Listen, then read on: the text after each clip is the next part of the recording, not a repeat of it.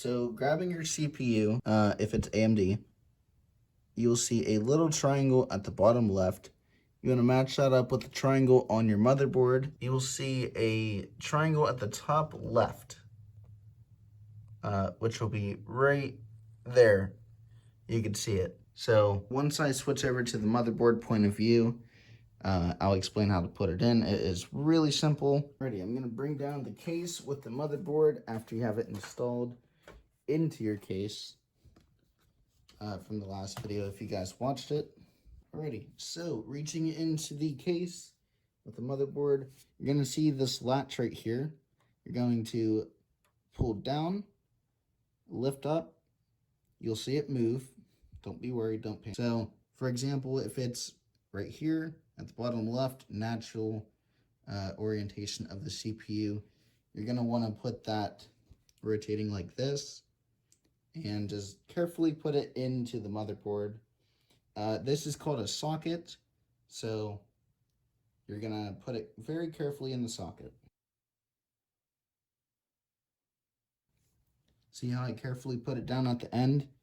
If you want to make sure that it's completely in, like how I did at the end, you could just very gently tap it. Feel free to pull the lever down, and then at the end part, you're going to pull down and then let go, because right here there's a little latch. I don't know if you guys can see it. I hope you can. It will then lock under there. It will not move, and you'll be fine. Alrighty, so after you got your CPU in, if you're 100% certain that it's latched in there, it's not going to fall. If you want to, you could have your hand under it. Just make sure that it's in. So this part is not really my favorite. For me, I have to unscrew the back. So I have to show you guys, especially, I know I probably said this so many times by now. If you are new, this part is the back plate of your socket. This is what will keep it locked in and whatnot. So if you hear it fall out of your case, do not panic. It's fine. You could simply just place it back up. There's holes here, here, here, here. You know, all four corners basically.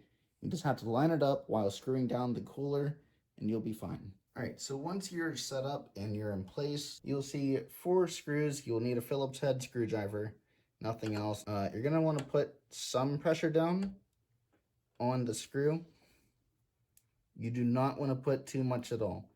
For example, maybe like enough to move the case. I'm not quite sure how else to explain it, but I always love to be very careful with my computers and whatnot.